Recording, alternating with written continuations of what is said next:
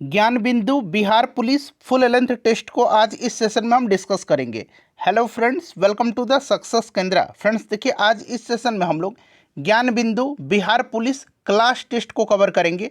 ये full length test है। Total इसमें 100 इंपॉर्टेंट क्वेश्चन है। फ्रेंड्स इसको ध्यानपूर्वक आप पूरा जरूर लगाइएगा और ईमानदारी पूर्वक आप सभी लोग सेशन के एंड में अपना अपना स्कोर जो है ज़रूर कमेंट करके बताइएगा। फ्रेंड्स इससे पहले एक और मैंने सुपर टेस्ट कराया हुआ है, क्लास टेस्ट कराया हुआ है ज्ञान बिंदु बिहार पुलिस के लिए। तो अगर आपने नहीं देखा है तो देख लीजिएगा, लिंक डिस्क्रिप्शन बॉक्स में आपको मिल जाएगा।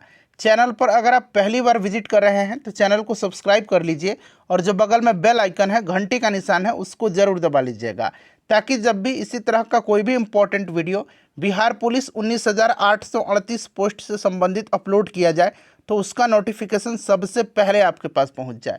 तो चलिए सेशन स्टार्ट करते हैं। एक बार सभी लोग प्लीज़ पहले सेशन को लाइक कर दीजिए और जब इसको कंप्लीट टेस्ट को लगा लीजिएगा तो इसे कम से कम एक ग्रुप में फ्रेंड्स ज़रूर शेयर कर दीजिएगा।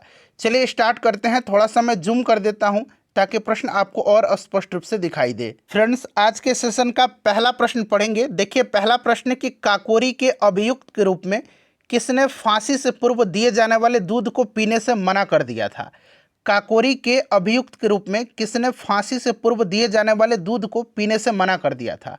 अगर आप आंसर जानते हैं फ्रेंड्स तो आंसर कमेंट करते चलिए। देखिए सभी लोगों को आंसर कमेंट करना है और इस टेस्ट को आप पूरा लगाइए और ईमानदारी पूर्वक सेशन के एंड में अपना स्कोर कमेंट करके बताइएगा और आप प्रयास करिए इसमें 60 प्लस लाने का।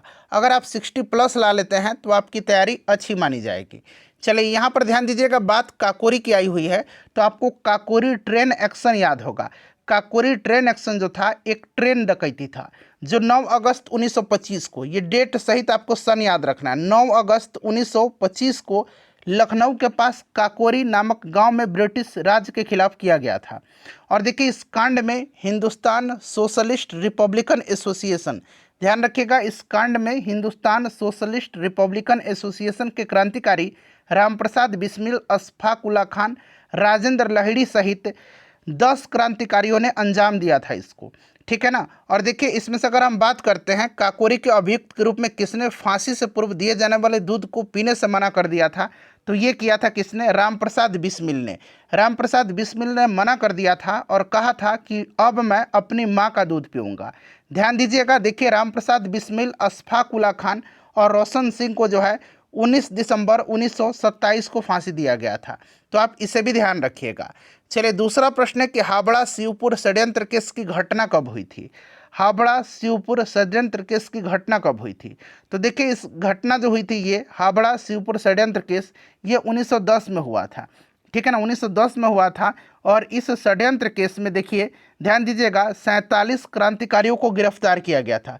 47 क्रांतिकारियों को गिरफ्तार किया गया था। तो यहाँ पर ऑप्शन ए राइट आंसर हो जाएगा। अच्छा, मुजफ्फरपुर बम कांड कब हुआ था, तो ध्यान रखिएगा 1908 में हुआ था, ठीक है ना, 1908 में हुआ था, ध्यान रखिएगा। और इससे संबंधित व्यक्ति कौन थे, खुदीराम बोस और प्रफुल्ल चाकी, ध्यान रखिएगा। चलिए तीसरा प्रश्न है कि भारत के किस वायसराय ने आर्थिक विकेंद्रीकरण की नीति आरंभ की। बताइएगा कि भारत के किस वायसराय ने आर्थिक विकेंद्रीकरण की नीति आरंभ की थी। देखिए फ्रेंड्स, बिहार पुलिस ज्ञान बिंदु का जो फिजिक्स है और केमिस्ट्री है मैंने कवर करा दिया आपको। और देखिए 300 प्लस रिपीटेड क्वेश्चन है बिहार पुलिस का, कल मैं आपको कवर करवा दूंगा।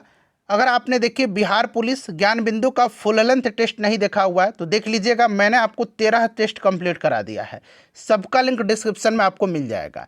देखिए भारत के किस वायसराय ने आर्थिक विकेंद्रीकरण की नीति आरंभ किया था, तो फ्रेंड्स ये किया था लॉर्ड मेयो ने।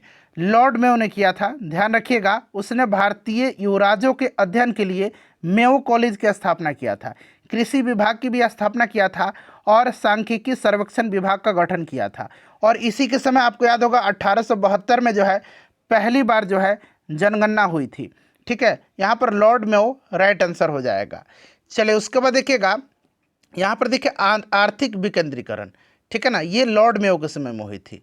स्थानीय स्वशासन की शुरुआत किसने किया था, तो लॉर्ड रिपन ने किया था। स्थानीय स्वशासन का जनक लॉर्ड रिपन को कहा जाता है। चलिए उसके बाद देखिए कांग्रेस का पहला अधिवेशन जो गांव में हुआ था वो कौन था। कांग्रेस का पहला अधिवेशन जो गांव में हुआ था, तो पहला अधिवेशन जो गांव में हुआ था वो फैजपुर अधिवेशन था, ठीक है ना। ये 1937 में हुआ था, फैजपुर अधिवेशन 1937 में। और इसकी अध्यक्षता किसने किया था? तो इसकी अध्यक्षता पंडित जवाहरलाल नेहरू ने किया था। अच्छा, 1924 का बेलगाम अधिवेशन था, जिसकी अध्यक्षता मात्र एक बार महात्मा गांधी जी ने किया था। कांग्रेस का पहला अधिवेशन 1885 में हुआ था, WC बनर्जी की अध्यक्षता में। चलिए, बोस्टन टी पार्टी क्या थी? बोस्टन टी पार्टी यानी कि बोस्टन चाय पार्टी की घटना। तो देखिए, बोस्टन टी पार्टी की जो घटना है ना, ये 1773 की घटना है। ये सन याद रखिएगा, 1773 की घटना है। इसमें क्या हुआ था कि चाय को जो है, चाय के बॉक्स थे उनको समुद्र में फेंका गया था। ठीक है। और देखिए, अमेरिकी क्रांति के दौरान सैमुअल एडम्स के नेतृत्व में यह घटना हुआ था 16 दिसंबर 1973 को। 16 दिसंबर 1973 को। इसका नायक कौन था? तो सैमुअल एडम्स था। और ये जो था, ये चाय के बॉक्स थे जो, उन्हीं को समुद्र में फेंकने की घटना थी। और इसी को जो है अमेरिकी स्वतंत्रता संग्राम का तात्कालिक कारण माना जाता है। चलिए, अगला प्रश्न है कि फ्रांसीसी राजतंत्र की आलोचना करने वाला पहला प्रमुख व्यक्ति निम्न में से कौन था? फ्रांसीसी राजक्रांति की आलोचना करने वाला पहला प्रमुख व्यक्ति इनमें से कौन था? बताइएगा। तो देखिए, फ्रांसीसी राजक्रांति की आलोचना करने वाला पहला प्रमुख व्यक्ति जो था, यह मोंटेस्क्यू था। मोंटेस्क्यू की रचना याद रखिएगा, स्पिरिट ऑफ लॉज, यानी कि कानून की आत्मा हिंदी में बोलते हैं। पूछा जाएगा कि कानून की आत्मा पुस्तक के लेखक कौन है? तो याद रखिएगा, मोंटेस्क्यू। ठीक है ना फ्रेंड्स। तो यहाँ पर ऑप्शन बी राइट आंसर हो जाएगा। चलिए, उसके बाद देखिएगा कि उदाइन जिसने पाटलिपुत्र नगर की स्थापना किया था, वह था। देखिए फ्रेंड्स, उदाइन ने जो है पाटलिपुत्र नगर की स्थापना किया था। ध्यान रखिएगा, पुराणों एवं जैन ग्रंथों के अनुसार उदाइन ने गंगा तथा सोन नदी के तट पर जो है पाटलिपुत्र नामक नगर की स्थापना किया था और उसे अपनी राजधानी बनाया था। वह जैन मतानुयायी था। तो यहाँ पर देखिएगा, राइट आंसर हो जाएगा जैन। देखिए, अगला प्रश्न कि गुप्त काल में न्यायाधीश को क्या कहते थे? गुप्त काल में न्यायाधीश को क्या कहते थे? तो देखिए, गुप्त काल में न्यायाधीश को महादंड नायक कहते थे। क्या कहते थे? महादंड नायक कहते थे। ठीक है, महादंड नायक। तो यहाँ पर देखिएगा, कहाँ पर दिएगा? महादंड नायक। अच्छा, यहाँ पर देखिए, महाबलाधिकृत किसको कहा जाता था? तो महाबलाधिकृत जो है गुप्त काल में, ये सेनापति को कहा जाता था। किसको कहा जाता था? सेनापति को। और यहाँ पर देखिए, दंडपाशिक दिया गया है। दंडपाशिक पुलिस विभाग का सर्वोच्च अधिकारी को कहा जाता था। उसके बाद देखिए, महाछप पटलिक जो है, ये कहा जाता था किसको? लेखा विभाग का सर्वोच्च अधिकारी को। उसके बाद देखिए, मराठा प्रशासन में देखिए, मामलतदार का अर्थ क्या था? मामलतदार का अर्थ क्या होता था? तो ये बड़े प्रांतों का सूबेदार होता था। बड़े प्रांतों का सूबेदार। ठीक है ना, इसको ध्यान रखिएगा, बड़े प्रांतों का सूबेदार। और यहाँ पर देखिएगा, ये जो आपका यहाँ लिख देता हूँ, काम विस्तार। काम विस्तार होता था ना, ये छोटे प्रांत का सूबेदार होता था। तो छोटे प्रांत का सूबेदार काम विस्तार होता था और बड़े प्रांत का सूबेदार मामलदार होता था। चलिए, उसके बाद देखिएगा कि संस्कृत के विद्वान कवि भारवी रहते थे। कवि भारवी, बताइए। तो फ्रेंड्स देखिए, भारवी की रचना किराता अर्जुनियम है। याद रखिएगा, भारवी की रचना क्या है? भारवी की रचना है किराता अर्जुनियम। ठीक है ना, किराता अर्जुनियम ये भारवी की रचना है। और ये पल्लव वंश के जो आपके संस्थापक थे, सिंह विष्णु, इन्हीं के राज्यसभा में रहते थे। तो यहाँ पर राइट आंसर सिंह विष्णु की। ठीक है। चलो, उसके बाद देखिएगा कि बिहार के किस उपराज्यपाल को महेश नारायण ने 1894 में बिहार को बंगाल से अलग करने का ज्ञापना दिया था? बताइएगा, राइट आंसर क्या हो जाएगा? तो फ्रेंड्स, ये दिया था चार्ल्स इलियट को। चार्ल्स इलियट को। ठीक है ना। और इसमें जो है बिहार को अलग करने में सच्चिदानंद सिन्हा और महेश नारायण का महत्वपूर्ण भूमिका रहा था। तो चार्ल्स इलियट करेक्ट आंसर हो जाएगा। उसके बाद देखिएगा कि भारत छोड़ो आंदोलन के पश्चात किसने सांप्रदायिक आधार पर बिहार के विभाजन का मुद्दा उठाया था? भारत छोड़ो आंदोलन के पश्चात किसने जो है सांप्रदायिक आधार पर बिहार के विभाजन का मुद्दा उठाया था? तो फ्रेंड्स, ये उठाया था मुस्लिम लीग ने। किसने? मुस्लिम लीग ने उठाया था। उसके बाद देखिएगा, अगला प्रश्न है कि किस वर्ष से 26 नवंबर को भारत में संविधान दिवस मनाया जाता है? याद रखिएगा, 26 नवंबर को संविधान दिवस इसलिए मनाया जाता है कि 26 नवंबर 1949 को जो है संविधान सभा के द्वारा संविधान को अंगीकार किया गया था। और ये मनाया जाता है कब से? तो फ्रेंड्स, ये 2015 से शुरू किया गया है। ठीक है। चलिए, उसके बाद देखिएगा क्वेश्चन नंबर 14। देखिए फ्रेंड्स, क्वेश्चन नंबर 14 क्या कर रहा है? क्वेश्चन नंबर 14 कह रहा है कि सिक्किम को किस संविधान संशोधन के द्वारा संघ में शामिल कर भारत के अन्य राज्यों के समकक्ष बनाया गया? तो देखिए फ्रेंड्स, 36वां संविधान संशोधन 1975। ठीक है ना, इसी के द्वारा बनाया गया था। 36वां संविधान संशोधन 1975 के द्वारा। वैसे देखिए 35वां संविधान संशोधन 1974 द्वारा सिक्किम को भारत के सहयोगी राज्य का विशेष दर्जा दिया गया था, परंतु 36वां संविधान संशोधन के द्वारा इसको पूर्ण राज्य का दर्जा दिया गया और ये 22वां राज्य बना था। ठीक है, चलिए उसके बाद देखिएगा कि नौकरियों में 27% के आरक्षण पिछड़े वर्गों हेतु की व्यवस्था को किस सरकार के द्वारा लागू किया गया था। तो फ्रेंड्स इसको लागू किया गया था कब, तो ये 1990 में इसको बीपी सिंह सरकार के द्वारा लागू किया गया था। उसके बाद देखिएगा कि भाषाई अल्पसंख्यक वर्ग के बच्चों को प्राथमिक स्तर पर मातृभाषा में शिक्षा की सुविधाओं का प्रावधान किस अनुच्छेद के तहत किया गया है, बताइएगा। तो फ्रेंड्स ये किया गया अनुच्छेद 350 क के तहत, ठीक है ना, 350 क के तहत। उसके बाद देखिए वर्ष 2002 के राष्ट्रपति चुनाव में डॉक्टर एपीजे अब्दुल कलाम के मुख्य प्रतिद्वंदी कौन थे। एपीजे अब्दुल कलाम के तो कौन थे फ्रेंड्स, लक्ष्मी सहगल थे। कौन थे, लक्ष्मी सहगल थे। अगला प्रश्न है कि किस वर्ष से केंद्र की राजनीति में गठबंधन का अस्थायी दौर शुरू हुआ, बताइएगा। तो ये शुरू हुआ था 1996 में। 1996 से जो है ये स्टार्ट हुआ था, ध्यान रखिएगा। और इसी समय में जो है भाजपा के नेतृत्व में एनडीए गठबंधन और कांग्रेस के नेतृत्व में यूपीए गठबंधन का स्थायी स्वरूप सामने आया था। उसके बाद देखिए अगला प्रश्न है कि राष्ट्रपति शासन का अधिकतम अवधि कितने दिन हो सकता है। तो देखिए राष्ट्रपति शासन की उद्घोषणा 2 माह तक लागू रहती है और इसकी अधिकतम अवधि 3 वर्ष तक हो सकती है। तो यहाँ पर देखिएगा 3 वर्ष करेक्ट आंसर हो जाएगा। उसके बाद देखिए राज्य वित्त आयोग का प्रावधान किया गया है किस अनुच्छेद में, राज्य वित्त आयोग का। तो देखिए राज्य वित्त आयोग जो है ना ये अनुच्छेद 243 आई में है, याद रखिएगा 243 आई में है। क्लियर, इसको ध्यान रखिएगा, ठीक है ना। चलिए उसके बाद देखिए राज्य निर्वाचन आयोग है इसमें 243 के में, राज्य निर्वाचन आयोग, ठीक है। चलिए उसके बाद देखिएगा कि वीवीपैट का सर्वप्रथम उपयोग किस राज्य के विधानसभा चुनाव में किया गया था। वीवीपैट का voter verifiable paper audit trial, ठीक है ना, voter verifiable paper audit trial VVPAT का फुल फॉर्म होता है और सर्वप्रथम इसका उपयोग नागालैंड के नोक्सेन विधानसभा क्षेत्र में 2013 में किया गया था। तो नागालैंड हो जाएगा, राज्य के विधानसभा क्षेत्र में पूछा गया है। उसके बाद देखिएगा कि अनुच्छेद 315 के तहत वर्णित है, अनुच्छेद 315 के तहत वर्णित है।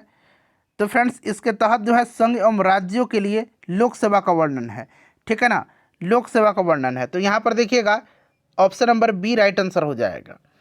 उसके बाद देखिएगा कि बहुरूपदर्शी में 2 समतल दर्पणों के बीच का कोण होता है। बहुरूपदर्शी में समान लंबाई और समान चौड़ाई के 3 आयताकार समतल दर्पण इस प्रकार से लगे होते हैं कि 2 दर्पणों के बीच का एंगल जो होता है ये 60 डिग्री का होता है, ठीक है। अच्छा ट्रांसफार्मर प्रयुक्त होता है, ट्रांसफार्मर, तो ट्रांसफार्मर केवल एसी धारा के लिए प्रयुक्त किया जाता है, ध्यान रखिएगा केवल एसी धारा के लिए, ठीक है ना। चलिए और रेक्टिफायर जो होता है ना ये एसी को डीसी में बदलता है, याद रखिएगा अल्टरनेटिंग करंट को ये डायरेक्ट करंट में बदलता है रेक्टिफायर। अच्छा जिन अर्धचालकों में विद्युत का प्रवाह होल की गति के कारण होता है उन्हें क्या कहते हैं, बताइएगा, उनको क्या कहते हैं। तो यहाँ पर आप देख लीजिएगा ऑप्शन दिया गया है, उनको क्या कहते हैं। तो फ्रेंड्स उनको कहा जाता है पी प्रकार के अर्धचालक, ठीक है ना, उनको पी प्रकार का अर्धचालक कहा जाता है, पी प्रकार का अर्धचालक, ठीक है, पी प्रकार का अर्धचालक कहा जाता है। और देखिए एन प्रकार के अर्धचालक में क्या होता है, विद्युत का प्रवाह मुक्त इलेक्ट्रॉन की संख्या बढ़ जाने के कारण होता है और होल के द्वारा पी प्रकार के अर्धचालक का होता है। उसके बाद देखिए घर्षण को कम करने के लिए मशीनों में स्नेहक तथा बॉल बेरिंग लगाए जाते हैं जो बदलता है, बताइएगा। तो यहाँ पर राइट आंसर क्या हो जाएगा, सर्पी घर्षण को लोटनी घर्षण में, ठीक है ना, सर्पी घर्षण को लोटनी घर्षण में। अच्छा स्टैटिक घर्षण जो होता है ये सबसे प्रबल घर्षण होता है, मतलब सबसे ज़्यादा मान इसी का होता है। उसके बाद देखिएगा कि विश्व स्वास्थ्य संगठन के अनुसार कितनी ध्वनि मानव के लिए सर्वोत्तम होती है। तो फ्रेंड्स देखिएगा ये 45 डेसिबल की, ठीक है ना, 45 डेसिबल की जो है ये आपके लिए उपयुक्त होता है। और WHO ने 75 डेसिबल से ऊपर की ध्वनि को मानव स्वास्थ्य के लिए हानिकारक बताया, 75 डेसिबल से ऊपर का जो है उसको हानिकारक बताया है। देखिए क्रिस्टोफ के नियम के अनुसार लाल रंग की वस्तु गर्म होने पर कैसा प्रकाश उत्सर्जित करेगा, बताइएगा। तो फ्रेंड्स ये आपका हरा करेगा, ठीक है ना, ये हरा करेगा क्रिस्टोफ के नियम के अनुसार, हरा ये करने लगेगा, ठीक है। चलिए उसके बाद देखिएगा कि ऑरियोस्कोप या ऑटोस्कोप का उपयोग होता है, ऑरियोस्कोप या ऑटोस्कोप का उपयोग होता है। तो देखिए फ्रेंड्स, इसका उपयोग किया जाता है कान के आंतरिक भाग के निरीक्षण के लिए, कान के आंतरिक भाग के निरीक्षण के लिए। ठीक है। अच्छा, स्टेशन किस भाषा का शब्द है? स्टेशन किस भाषा का शब्द है? तो स्टेशन जो है अंग्रेजी भाषा का शब्द है। ठीक है ना, अंग्रेजी राइट आंसर हो जाएगा। निम्नलिखित में से देखिए कौन यौगिक शब्द है? इसमें से हिंदी का प्रश्न शुरू हो रहा है। निम्नलिखित में से कौन यौगिक शब्द है? तो इसमें से देखिएगा यौगिक शब्द जो है ना, ये इसमें से कौन होगा? बताइए फटाफट। यौगिक शब्द, तो इसमें से देखिए यौगिक विद्यालय हो जाएगा, विद्यालय। ठीक है ना, यौगिक शब्द है, ध्यान रखिएगा, विद्या प्लस आलय। यौगिक क्या होता है? दो सार्थक शब्दों के मेल से बनने वाला शब्द होता है। तो विद्या प्लस आलय यानी कि विद्या का घर, वो विद्यालय है। ठीक है ना। चलिए, उसके बाद देखिएगा कि निम्न में से कौन सा शब्द जो हमेशा बहुवचन में प्रयोग होता है? हमेशा बहुवचन में। तो इसमें से अगर हम बात करते हैं तो प्राण होता है, प्राण उड़ गए, ऐसा हम लोग बोलते हैं। ठीक है ना। अच्छा, दासत्व में कौन सा प्रत्यय है? दासत्व में बताइएगा, दासत्व में कौन सा प्रत्यय है? उपसर्ग पहले लगता है और प्रत्यय बाद में लगता है। तो इसमें ये वाला प्रत्यय है। ठीक है ना, ऑप्शन सी राइट आंसर हो जाएगा। क्लियर। चलिए, घनत्व में भी यही प्रत्यय है, याद रखिएगा। ममत्व है, ममत्व, इसमें भी यही प्रत्यय है। उसके बाद देखिए बादल का पर्यायवाची शब्द क्या होगा?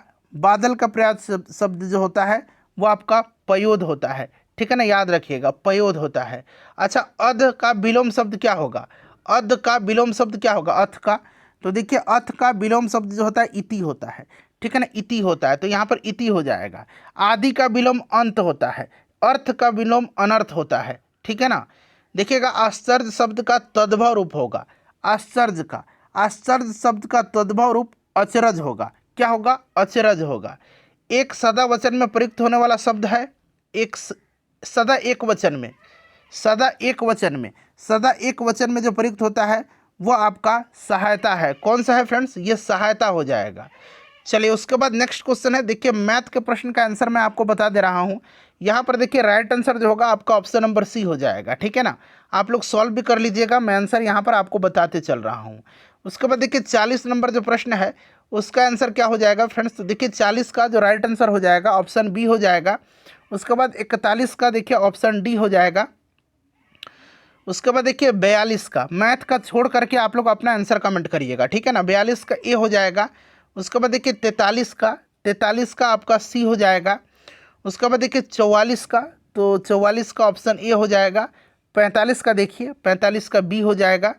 उसके बाद देखिए 46 और 47 का, तो देखिए 46 का जो करेक्ट आंसर हो जाएगा बी हो जाएगा और 47 का भी आपका बी हो जाएगा। चलो, उसके बाद देखिए रूपल हिमनद कहाँ पर है?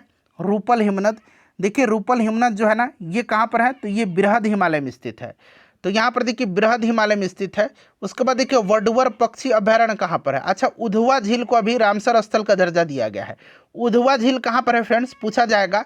तो याद रखिएगा उधवा झील जो है ये झारखंड में है और ये झारखंड का पहला रामसर स्थल है। वडवर पक्षी अभयारण्य पूछा गया है, तो फ्रेंड्स ये तमिलनाडु में है। ठीक है ना। थेरथंगल पक्षी अभयारण्य ये भी तमिलनाडु में है, याद रखिएगा, इसको भी रामसर स्थल का दर्जा दिया गया है। हीराकुंड व रेणुकूट में 2 नवीन संयंत्रों की स्थापना की गई है। बताए, 2 नवीन संयंत्रों की स्थापना किया गया हीराकुंड और रेणुकूट में। तो फ्रेंड्स ये किस पंचवर्षीय योजना में किया गया? तो ये किया गया था दूसरा पंचवर्षीय योजना के दौरान। ठीक है ना, तो यहाँ पर देखिए दूसरा पंचवर्षीय योजना हो जाएगा। अच्छा, प्रशांत सुनामी चेतावनी प्रणाली TWS की स्थापना किस वर्ष किया गया था? तो फ्रेंड्स देखिए इसका स्थापना किया गया था 1998 में, 1998 में। ठीक है ना, 1998 में किया गया था। अगला प्रश्न है हमारा कि सौरमंडल के उपरांत पृथ्वी के सबसे निकटतम तारे प्रॉक्सिमा सेंचुरी की दूरी पृथ्वी से कितनी है? तो फ्रेंड्स इसकी दूरी 4.28 प्रकाश वर्ष है। अगला प्रश्न हमारा, किस मंडल में निशादीप्त बादल ध्रुवीय क्षेत्रों के ऊपर गर्मियों में दिखाई पड़ते हैं जिसका निर्माण उल्टा धूल एवं संवहनीय प्रक्रिया द्वारा लाई गई आर्द्रता व संघनन से होता है? तो ये होता है आपका मध्य मंडल में 50 से 80 किलोमीटर की ऊंचाई तक, तो ये आपका मध्य मंडल हो जाएगा। जैतून का तेल का उत्पादन किया जाता है, बताइएगा, जैतून के तेल का उत्पादन, तो फ्रेंड्स ये किया जाता है भूमध्य सागरीय क्षेत्रों में। ठीक है ना, कहाँ किया जाता है? भूमध्य सागरीय क्षेत्र में। उसके बाद देखिए आप मिलान करना है यहाँ पर। चलिए देखिए उत्तरी बिंदु एशिया महाद्वीप के प्रमुख बिंदु हैं ये उत्तरी बिंदु।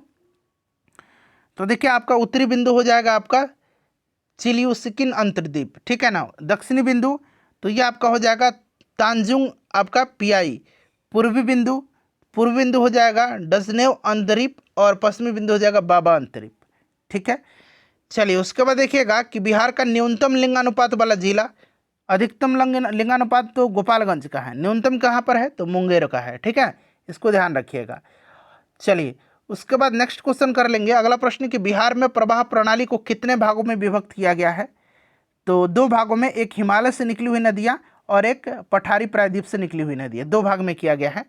चलिए उसके बाद देखिएगा कि इक्थियोलॉजी का संबंध किससे है, किसके अध्ययन से है? तो इक्थियोलॉजी जो है ये मछलियों के अध्ययन से संबंधित है, मछलियों का। ठीक है ना, ध्यान रखिएगा। कीटों का अध्ययन एंटोमोलॉजी कहलाता है। सर्फों का अध्ययन जो है ये ऑफियोलॉजी कहलाता है। क्या कहलाता है? ऑफियोलॉजी कहलाता है, ऑफियोलॉजी कहलाता है।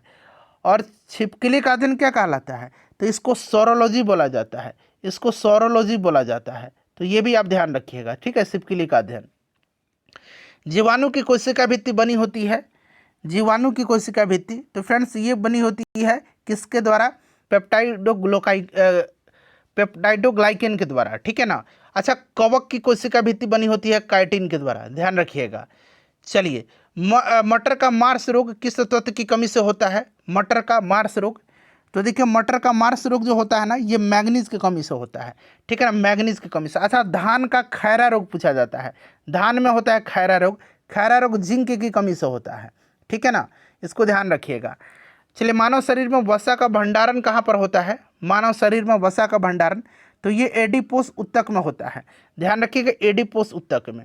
देखिए जापानी इंसेफ्लाइटिस के कारण विषाणु मनुष्य के शरीर में किस हिस्से को संक्रमित करता है? तो ये जापानी इंसेफ्लाइटिस में जो है ये मच्छर के द्वारा होता है, एक वायरल संक्रमण है जिसमें मस्तिष्क जो है ये प्रभावित होता है। देखिए एक वयस्क मानव हृदय का औसत वजन लगभग कितना होता है? तो यह होता है औसत वजन आपका 300 ग्राम। निम्नलिखित में से कौन से जंतु अकशेरुकी नहीं होते हैं? अकशेरुकी, तो इसमें से देखिएगा सरीसृप जो होता है ना, सरीसृप ये कशेरुकी होता है, सरीसृप जो होता है ये कशेरुकी होता है, ये अकशेरुकी नहीं होता है। बाकी आप देख सकते हैं पोरीफेरा, अष्टपाद, ऑर्थोपोड्रा, इसमें जो है ये अकशेरुकी होते हैं, बट कशेरुकी होता है सरीसृप। तो पूछा गया कौन सा अकशेरुकी नहीं है, तो सरीसृप। चलिए उसके बाद देखिएगा पाचक एंजाइम किस में विद्यमान होते हैं? पाचक एंजाइम, तो पाचक एंजाइम लाइसोसोम में विद्यमान होते हैं। इसे जो है कोशिका की आत्मघाती थैली कहा जाता है, लाइसोसोम को। माइटोकॉन्ड्रिया को पावर हाउस कहा जाता है और राइबोसोम को प्रोटीन की फैक्ट्री कहा जाता है। देखिए इसमें से कौन सा सुमेलित नहीं है? अब देखिए विटामिन के बांझपन ये गलत दिया गया है। बांझपन जो होता है ये विटामिन ई की कमी से होता है, विटामिन ई की कमी से होता है। ठीक है ना, विटामिन के जो है रक्त के थक्का बनाने में सहायक होता है, इसको ध्यान रखिएगा। चलिए 67 नंबर प्रश्न कर लेंगे कि लॉरेंज वक्र को मैक्स ओ लॉरेंज ने कब विकसित किया था, ये पूछा गया। लॉरेंज वक्र को मैक्स ओ लॉरेंज ने विकसित किया था और ये 1905 में किया था। और देखिए लॉरेंज वक्र के द्वारा किसी देश के लोगों के बीच का आय विषमता को ज्ञात किया जाता है। उसके बाद देखिए राष्ट्रीय मध्याह्न भोजन योजना की शुरुआत, यानी कि जो मिड डे मील योजना है, इसकी शुरुआत कब हुई थी? तो फ्रेंड्स इसकी शुरुआत हुआ था कब? तो ध्यान रखिएगा 1995 में। ठीक है ना, 1995 में स्टार्ट किया गया था। चलिए तो 1995। अच्छा, निक्की कहाँ का विश्व प्रमुख शेयर बाजार है? तो निक्की जो है ये जापान का है। ठीक है ना, कहाँ का है? जापान का है। जापान राइट आंसर हो जाएगा यहाँ पर। ठीक है, चलिए उसके बाद देखिएगा कि प्रधानमंत्री जीवन ज्योति बीमा योजना कब प्रारंभ किया गया? प्रधानमंत्री जीवन ज्योति बीमा योजना जो है ये 2015 में शुरू किया गया, 18 से लेकर के 50 वर्ष के आयु वर्ग के लोगों के लिए। ठीक है ना, और यह एक वार्षिक रूप से नवीकरणीय योजना है जो प्रत्येक बैंक धारकों को 2 लाख तक का जीवन बीमा उपलब्ध करवाता है। बीमा सुधार समिति का गठन किसकी अध्यक्षता में किया गया है, बताइएगा? तो ये किया गया था आपका 1993 में भारतीय रिजर्व बैंक के पूर्व गवर्नर RN मल्होत्रा की अध्यक्षता में। ठीक है ना, RN मल्होत्रा की अध्यक्षता में, याद रखिएगा। देखिए वाणिज्यिक बैंकों की जननी किसे कहा जाता है? वाणिज्यिक बैंकों की जननी किसे कहा जाता है? तो फ्रेंड्स ये कहा जाता है बैंक ऑफ इंग्लैंड को, बैंक ऑफ इंग्लैंड को कहा जाता है। उसके बाद देखिए भारतीयों द्वारा देश में प्रारंभ किया गया पहला बैंक किसे माना जाता है?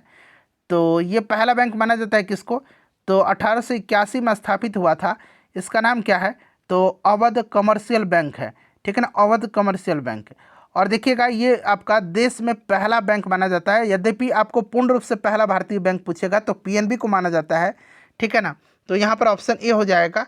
उसके बाद देखिएगा कि राजकोषीय घाटी की अवधारणा को 1985 में मौद्रिक पद्धति के क्रियान्वयन पर गठित समिति ने प्रस्तुत किया था। ये समिति का नाम पूछा गया है, तो ये कौन सी समिति थी? तो ये आपका सुखमय चक्रवर्ती समिति थी। कौन सी? सुखमय चक्रवर्ती समिति। अच्छा, उसके बाद देखिए, यदि कक्षा की संख्या n हो तो किसी परमाणु की विभिन्न कक्षाओं में चक्कर लगाने वाले इलेक्ट्रॉन की अधिकतम संख्या क्या होती है? तो ये फॉर्मूला है, आपको याद रखिएगा, 2n²। ठीक है ना। चलिए, उसके बाद देखिएगा कि निम्नलिखित में से किसका प्रयोग आतिशबाजी का सामान बनाने में किया जाता है? तो आतिशबाजी का सामान बनाने में इसमें जो है पोटेशियम नाइट्रेट का इस्तेमाल किया जाता है, पोटेशियम नाइट्रेट का। ठीक है। जल के शुद्ध करने में पोटास एलम का यानी कि फिटकिरी का उपयोग किया जाता है।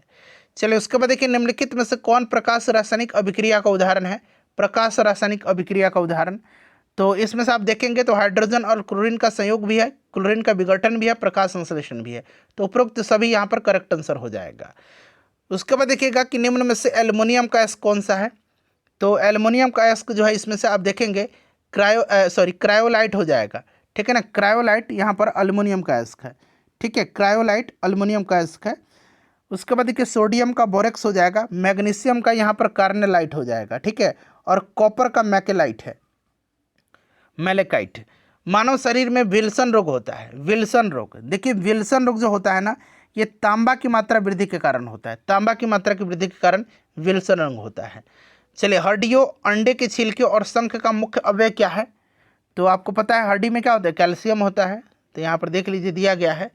चलिए, उसके बाद देखिएगा 81 नंबर, यहाँ पर दी गई 4 आकृति है। कौन सी आकृति जो है सही प्रतिबिंब? यहाँ पर देखिए, ये रीजनिंग का क्वेश्चन है। यहाँ पर देखिएगा कि कौन सा प्रतिबिंब यहाँ पर बनेगा। मैं छोटा कर दे रहा हूँ ताकि पूरा दिखाई दे। ठीक है, तो यहाँ पर इसका राइट आंसर सी हो जाएगा।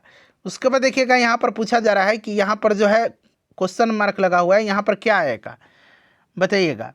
तो फ्रेंड्स देखिए, इसमें क्या हो रहा है, तो सबसे पहले आप देखिए, 4 और 9 को मल्टीप्लाई करेंगे तो 36 आ जाएगा। और 36 क्या है? तो 6 का स्क्वायर है। उसी प्रकार देखिए, 16 और 9 को मल्टीप्लाई करेंगे तो कितना आ जाएगा? 16 9 144 होता है ना, तो फिर 12 का स्क्वायर हो जाएगा। उसी प्रकार देखिए, 20 का स्क्वायर चाहिए, तो 20 का स्क्वायर कितना होगा? 400 होगा। यानी कि 16 गुना कितना होना चाहिए? तो 16 गुना 25 होना चाहिए। ठीक है ना, 16 गुना 25 करके देख लीजिए, 25 दहिया 250 हो जाएगा, और 25 से 150 होता है, तो ये आपका 400 हो गया। ठीक, यहाँ पर 25 आएगा, ऑप्शन बी। चलिए, उसके बाद देखिए, यहाँ पर करेक्ट आंसर मैं आपको बता देता हूँ, UI आ जाएगा। उसके बाद देखिए, यहाँ पर आपसे पूछा जा रहा है कि क्या आएगा, कौन सी आकृति आएगी। पूरा आकृति यहाँ पर आप देख लीजिएगा तो आपको समझ में आ जाएगा। ठीक है ना, तो यहाँ पर आपका कौन सा आएगा? ऑप्शन डी आएगा। ठीक है ना, ऑप्शन डी हो जाएगा। चलिए, उसके बाद देखिएगा, अगला प्रश्न क्या है? अगला प्रश्न है हमारा कि एक विशेष कोड में इस तरह से लिखा जा रहा है। तो यहाँ पर पूछ रहा है कि इस कोड भाषा में स्टेनी के लिए किस शब्द का इस्तेमाल किया गया है? तो यहाँ पर आउट का इस्तेमाल किया गया है। देखिएगा, 86 का मैं बता दे रहा हूँ, 86 का जो आंसर होगा वो आपका ऑप्शन बी हो जाएगा। साबुन किसका सोडियम लवण है?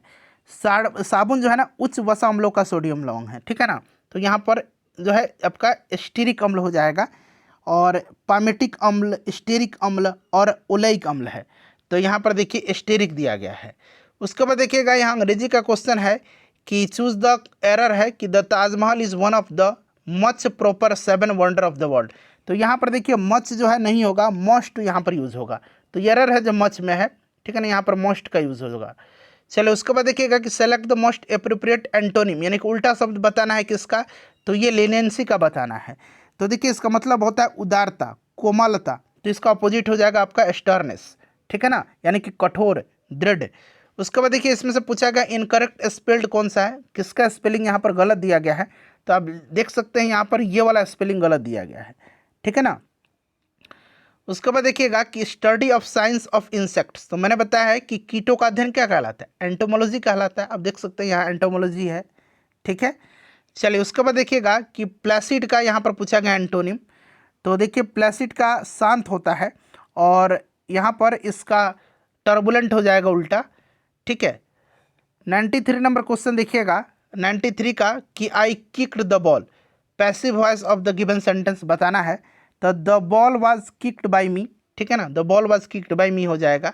ही said I am living in Ludhiana, यहाँ पर इसका बताइए क्या हो जाएगा? डायरेक्ट इनडायरेक्ट है, तो ये हो जाएगा he said that he was living in Ludhiana. Choose the correct question tag बताना है। लेट अस गो, इसका क्वेश्चन टैग क्या होगा? तो फ्रेंड्स शैल बी का इस्तेमाल होगा यहाँ पर, ऑप्शन ए हो जाएगा। उसके बाद देखिएगा ये वाला, देखिए अब यहाँ से करंट का क्वेश्चन स्टार्ट हो रहा है, थोड़ा सा ध्यान दीजिए। देखिएगा इसका जो आपका डिजिटल 4.0 अभियान जो है ये शुरू किया है किसने? तो ये राष्ट्रीय महिला आयोग ने किया है। और अभी रिसेंटली आपको याद रखना है, राष्ट्रीय महिला आयोग के द्वारा एक कार्यक्रम भी स्टार्ट किया गया है। उस कार्यक्रम का नाम क्या है? तो वह कार्यक्रम जो है ये यशोदा AI है। अगर आपसे पूछा जाए कि यशोदा AI कार्यक्रम जो है किसने शुरू किया है, तो ये महिला आयोग के द्वारा शुरू किया गया यशोदा AI अभियान। ठीक है, विजया रहटाकर जो है महिला आयोग की अध्यक्ष हैं अभी। उसके बाद देखिए सुस्वागतम ऑनलाइन पोर्टल किसके द्वारा जारी किया गया है? बताइएगा। सुस्वागतम ऑनलाइन पोर्टल, तो फ्रेंड्स ये आपका शुरू किया गया है सर्वोच्च न्यायालय के द्वारा। ठीक है ना। अच्छा, खेलो इंडिया विंटर गेम्स 2025 का आयोजन हो चुका है। अब आपको 25 वाला ध्यान रखिएगा। तो 2025 में जो है इसका आयोजन किया गया 2 चरण में। पहला चरण लेह लद्दाख में हुआ है और दूसरा चरण गुलमर्ग जम्मू कश्मीर में हुआ है। तो लेह लद्दाख और गुलमर्ग दोनों याद रखिएगा, लेह भी याद रखिएगा लेह लद्दाख में, और गुलमर्ग भी याद रखिएगा जम्मू कश्मीर में। उसके बाद देखिएगा कि आयुष्मान योजना के तहत जो है कितने लाभार्थी का सत्यापन किया जा चुका है? तो फ्रेंड्स देखिएगा 4 जनवरी 2023 तक पूछा गया है, तो वहाँ तक कितना का किया जा चुका है? तो याद रखिएगा 22 करोड़ तक का हुआ था। शांति के क्षेत्र में नोबेल पुरस्कार 2024 याद रखिएगा किसको दिया गया है? तो एक जापानी संस्था है निहोन हिंडाइको को दिया गया है। ठीक है ना फ्रेंड्स, सेशन को लाइक कर दीजिएगा, अपने स्कोर बता दीजिए और इसको शेयर कर दीजिएगा।